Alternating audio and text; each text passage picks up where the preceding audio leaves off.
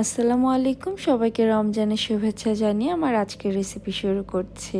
রোজার মাস এমন একটা মাস যে মাসে আমাদের সবার বাসায় কিন্তু কম বেশি বিভিন্ন রকম শরবত তৈরি করা হয়। তবে মাঝে মাঝে শরবতের পরিবর্তে যদি লাচ্ছি হয় তাহলে তো কথাই নেই।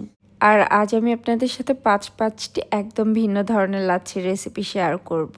মাত্র 5 মিনিট আপনারা এই লাচ্ছিটা তৈরি করে নিতে পারবেন, আর বাড়িতে যার যে ফ্লেভার পছন্দ সেটা 1 মিনিটে তাকে তৈরি করে দিতে পারবেন। তবে হয়তোবা ভাবছেন 5 ধরনের লাচ্ছি তৈরি করতে অনেক সময় লাগবে এবং অনেক খাটনিও করতে হবে। সেরকম কিছুই না, শুধুমাত্র একটা লাচ্ছি তৈরি করে রাখবেন, তারপর আপনাদের পছন্দ মতো যে কোনো ফ্লেভার অ্যাড করে নেবেন, তাহলেই তৈরি হয়ে যাবে অসম্ভব মজার এই লাচ্ছিগুলো। এগুলো যে এত অল্প সময়ে তৈরি করে নেওয়া যায় সেটা বাড়িতে তৈরি না করলে বুঝতেই পারবেন না। আর সারাদিন রোজা রাখার পরে ঠান্ডা ঠান্ডা যখন এক গ্লাস লাচ্ছি কাউকে দিবেন, সে কিন্তু অনেক বেশি খুশি হয়ে যাবে। আমি আশা করছি রেসিপিটা আপনাদের ভালো লাগবে। এখন কথা না বাইরে পুরো রেসিপিতে চলে যাচ্ছি। লাচ্ছি তৈরি করার জন্য এখানে আমি একটা ব্লেন্ডারের জারে নিয়ে নিচ্ছি 2 কাপ টক দই। আমি এখানে যে পরিমাণে টক দই নিয়েছি সেটা থেকে 5 থেকে 6 গ্লাস লাচ্ছি হবে। আপনারা কম বেশি তৈরি করলে সেটার পরিমাণ কমিয়ে বাড়িয়ে নিতে পারবেন। এর সাথে দিয়ে দিচ্ছি 1/2 কাপ চিনি আর 1/3 কাপ গুঁড়া দুধ। সাথে দিয়ে দিচ্ছি বেশ কিছু বরফ আর 2 কাপ দিয়ে দিচ্ছি ফ্রিজের ঠান্ডা তরল দুধ। এটা আমি আগে থেকে জাল করে ফ্রিজে রেখে দিয়েছিলাম। এখন এই সব কিছুকে একসাথে খুব ভালোভাবে ব্লেন্ড করে নিব। তবে ব্লেন্ড করার সময় খেয়াল রাখতে হবে এটাকে একবারে ব্লেন্ড করা যাবে না, বারবার একটু একটু পজ করে করে এটাকে ব্লেন্ড করে নিতে হবে। মানে অন করার পর এটাকে কয়েক সেকেন্ড ব্লেন্ড করবেন, তারপর আবার এটাকে অফ করবেন, আবারও অন করবেন, আবারও অফ করবেন। এভাবে কয়েকবার করতে হবে, আর খুবই অল্প সময়ে কিন্তু এটা তৈরি করে নিতে পারবেন। এভাবে কয়েকবার পালস দিয়ে দিয়ে এটাকে ব্লেন্ড করলে লাচ্ছির উপরে যে ফেনাটা তৈরি হয় সেটা কিন্তু খুব সুন্দরভাবে তৈরি হয়ে যাবে। এই যে মেন যে লাচ্ছি সেটা কিন্তু আমি তৈরি করে নিয়েছি। এটা দিয়ে আমি 5 ধরনের লাচ্ছি তৈরি করে নিব, আর সেগুলো তৈরি করতে মাত্র 1 মিনিটের মতো সময় লাগবে। আর দেখেই নিশ্চয়ই বুঝতে পারছেন লাচ্ছির ওপরে কত সুন্দর ফেনা তৈরি হয়েছে, একদম দোকানের মতো। তুমি তৈরি করে নিব বেসিক যে লাচ্ছিটা আমরা দোকানে খাই, হালকা টক মিষ্টি, সেটা তৈরি করব। সেজন্য একটা ব্লেন্ডার জারে আমি নিয়ে নিচ্ছি 1/2 কাপ মিষ্টি দই। এখন আর কিছুই করতে হবে না, লাচ্ছির যে মিশ্রণটা তৈরি করেছি সেটা এখন এর মধ্যে দিয়ে দিব, আর এটাকে কয়েক সেকেন্ড ব্লেন্ড করে নিলেই কিন্তু তৈরি হয়ে যাবে অসম্ভব মজার লাচ্ছি, যেটা আমরা দোকানে বেশ অনেক টাকা দিয়েই কিনে খাই। তবে বাসায় মাত্র কয়েক মিনিট এটা তৈরি করে নিয়ে যায়, দোকানের থেকেও খেতে অনেক বেশি মজার হয়। আমি একটু ঘন করে এই লাচ্ছিটা তৈরি করেছি, তবে আপনারা যদি একটু পাতলা করে তৈরি করতে চান সেক্ষেত্রে কিছুটা তরল দুধ ব্লেন্ড করার সময় অ্যাড করে নিতে পারেন। এটাকে আমি একটা গ্লাসে ঢেলে সার্ভ করছি, আর লাচ্ছির উপরে যে ফোমটা তৈরি হয়েছিল সেটা উপর থেকে আমি কিছুটা এর উপরে দিয়ে নিচ্ছি। এতে এটা দেখতে এবং খেতেও ভালো লাগবে। এই তো একটা কিন্তু লাচ্ছি তৈরি হয়ে গিয়েছে। এখন সেকেন্ড লাচ্ছিটা তৈরি করে নিব। এখন তৈরি করব আমের লাচ্ছি বা ম্যাঙ্গো লাচ্ছি। এটা তৈরি করার জন্য আমি ব্লেন্ডারের জারটা ধুয়ে নিইনি। এর মধ্যে নিয়ে নিচ্ছি 1/2 কাপ পাকা আম। এই আমটাকে আমি কেটে ডিপ ফ্রিজে রেখে দিয়েছিলাম। এতে কিছুটা বরফ হয়ে এসেছে, সেজন্য আর আমি এখানে এক্সট্রা করে কোনো বরফ ইউজ করিনি। আর আমি আগেই বলেছি কোনো রকম ঝামেলা ছাড়াই মাত্র 1 মিনিটে কিন্তু আপনারা এক একটা ফ্লেভার তৈরি করে নিতে পারবেন। এখন আমের সাথে তৈরি করে রাখা লাচ্ছির যে মিশ্রণটা রেখেছি সেটা দিয়ে দিচ্ছি।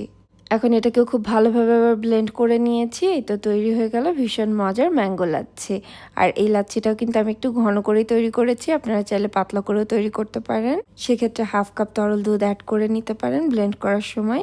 এটাকে একটা গ্লাসে ঢেলে সার্ভ করে নিয়েছে। লাচ্ছির ওপরে যে ফোমটা ছিল সেটা উপরে কিছুটা দিয়ে নিয়েছি, আর ডেকোরেশন করার জন্য উপরে কিছুটা আমের কুচিও দিয়েছি।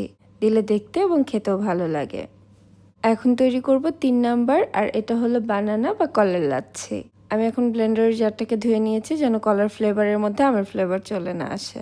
আমি এখানে 2টা মিডিয়াম সাইজের কলা কেটে নিয়েছি, সেটা দিয়ে দিয়েছি, আর এর সাথে লাচ্ছির মিশ্রণটা দিয়ে দিচ্ছি।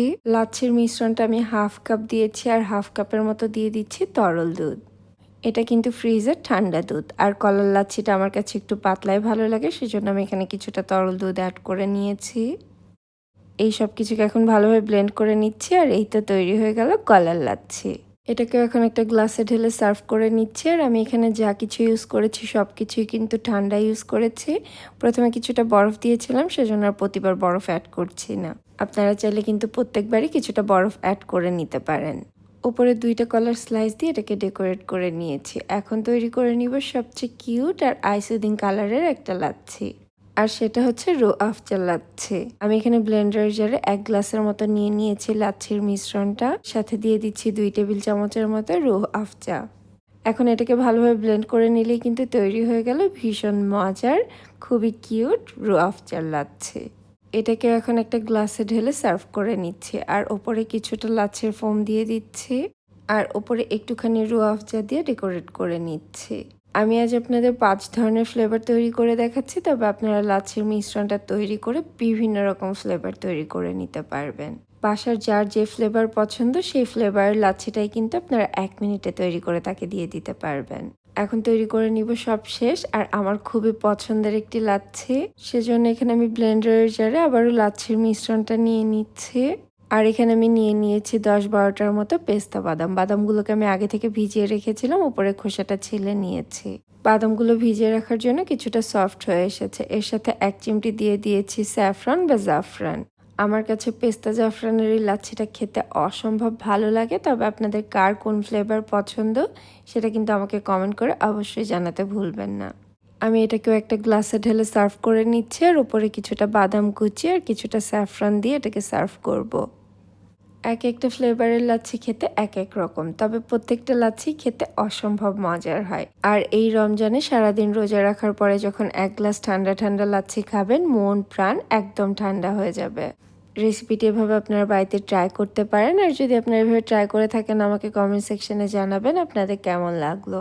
সবাইকে আবারও রমজানের শুভেচ্ছা জানিয়ে আজ এখানেই বিদায় নিচ্ছি। সবাই অনেক বেশি ভালো থাকবেন আর আমাদের জন্য দোয়া করবেন।